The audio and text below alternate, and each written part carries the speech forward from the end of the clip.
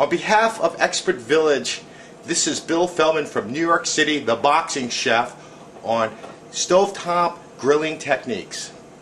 Okay, now we're going to throw the carrots in.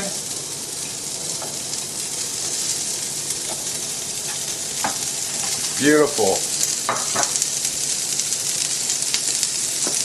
Couple of green beans. There we go. A little seasoning of garlic.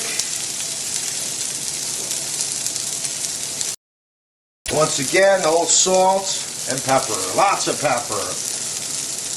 Brings out good flavor. There you go.